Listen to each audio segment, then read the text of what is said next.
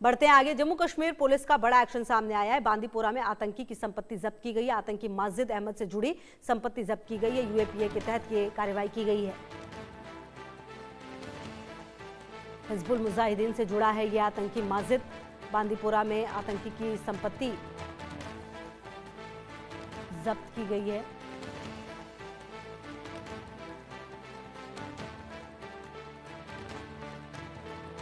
तो यूएपीए के तहत ये कार्रवाई की गई है और बांदीपोरा में आपको बता दें कि ये एक्शन लिया गया है। हिजबुल मुजाहिदीन से जुड़ा हुआ ये आतंकी बताया गया है माजिद, और बांदीपोरा में जम्मू कश्मीर पुलिस का ये बड़ा एक्शन।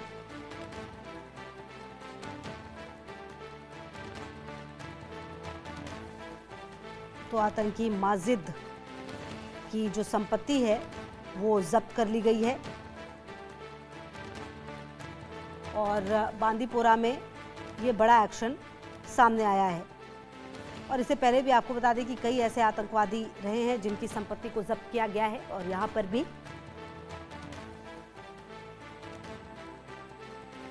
ये कदम उठाया गया। आतंक के खिलाफ पुलिस का ये एक्शन, जम्मू कश्मीर पुलिस जो है वो एक्शन में नजर आ रही है।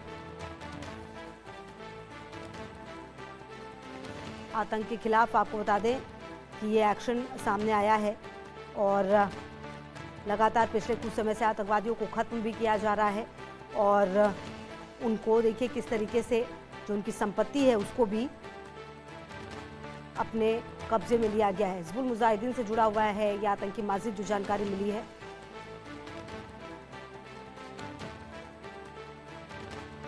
और आशिक मीर मेरे से होगी ज्यादा जानकारी के लिए। आशिक मीर, देखिए जम्मू कश्मीर पुलिस का ये एक्शन सामने है जहां पर जो ये आतंकी है उसकी संपत्ति जब्त की गई है। क्या कुछ इसकी संपत्ति में था, क्या जानकारी आपके पास? देखिए, लगातार हम देख रहे हैं जम्मू कश्मीर प्रशासन की तरफ से कार्रवाइयां जो है की जा रही है उन लोगों के खिलाफ जो कहीं ना कहीं आतंक को यहाँ पर समर्थन दे रहे थे।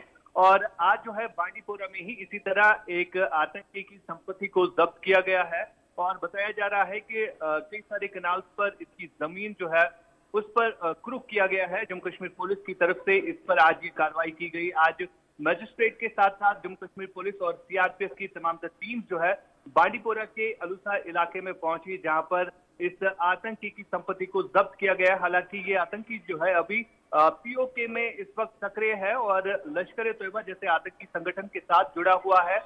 और ये भी बताया जा रहा है कि कई सारे युवाओं को वर्गलाने के लिए जो है ये पीओके से ऑपरेट कर रहा था और फिलहाल जिस तरह से खबर मिल रही है इसकी संपत्ति को जिस तरह से जब्त किया गया है और आने वाले दिनों में इसी तरह की कार्रवाइयां जो है और हो सकती है।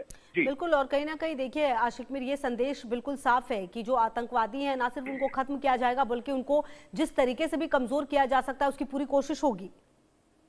देखिए, बिल्कुल लगातार हम देख रहे हैं 2019 के बाद जिस तरह की डेवलपमेंट जम्मू कश्मीर में हो रही है, खासतौर पर जिस तरह से केंद्र की सरकार ने एक बड़ा फैसला लिया है कि आतंकवाद मुक्त जम्मू कश्मीर बनाना है। और उसी के चलते अगर हम लोकल टेररिस्ट रिक्रूटमेंट की बात करें जिसका ग्राफ जो है काफी डाउन चला गया है। हालांकि अगर आज जम्मू कश्मीर में कुछ आतंकी सक्रिय भी है, उनका ताल्लुक सीधे तौर पर पाकिस्तान से है।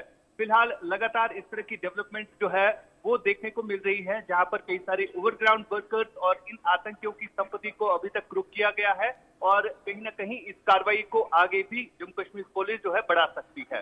बिल्कुल, और आशिक मीर देखिए पिछले कुछ समय से लगातार आतंकवादियों को खत्म भी किया जा रहा है, आतंकवादियों को पकड़ा जा रहा है और लगातार जो उनके ऑपरेशन है जो वो चाहते हैं कि जिस तरह से अशांति हो घाटी में, उस कोशिश को नाकाम की गई। और कहीं ना कहीं जब इस तरह की घटना सामने आती है तो आतंकवादियों को एक सबक भी मिलता है कि आप चाहे लाख कोशिश कर ले लेकिन आपको कामयाबी मिलेगी नहीं। देखिए, बिल्कुल अगर हम आज से 1 साल पहले की बात करें जब पहलगाम के बैतरन में आतंकी घटना घटी थी तो उसके बाद प्रशासन की तरफ से कई सारे ऐसे बड़े कदम लिए गए थे जिसमें आतंकियों के घरों को ध्वस्त भी किया गया था।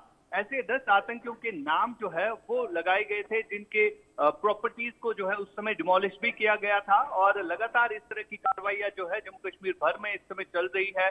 जो भी सक्रिय आतंकी है उसकी प्रॉपर्टी को या तो क्रोक किया जाता है या तो डिमोलिश किया जाता है। यानी लगातार हम देख रहे हैं जम्मू कश्मीर में जिस तरह से केंद्र की सरकार की तरफ से जो फैसले लिए गए हैं उनको किस तरह से इस समय अमलाया जा रहा है और आने वाले दिनों में कहीं ना कहीं जो कार्रवाइयां है वो और तेज हो सकती है, चाहे हम दक्षिणी कश्मीर के इलाकों की बात करें या उत्तरी कश्मीर के सीमावर्ती इलाकों की बात करें।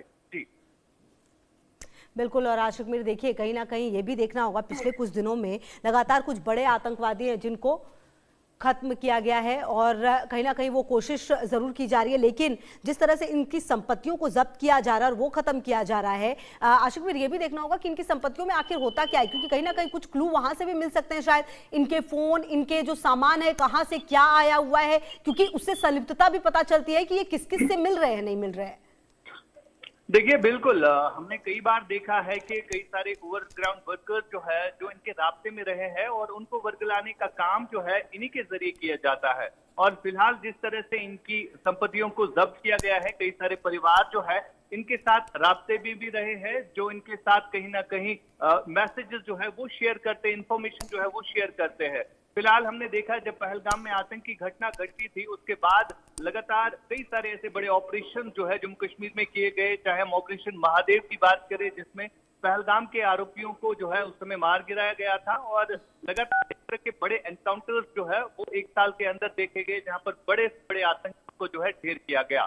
फिलहाल हम सीमावर्ती इलाकों की बात करें में बांडीपोरा, बारा और कुपवारा शामिल है, तो इलाकों में चौकसी है वो बढ़ा दी गई। लगातार देखा जा रहा है कि कौन कौन से लोग जो है इन आतंकियों को समर्थन दे रहे हैं, जिनके ऊपर इस समय कार्रवाई वो की जा रही है।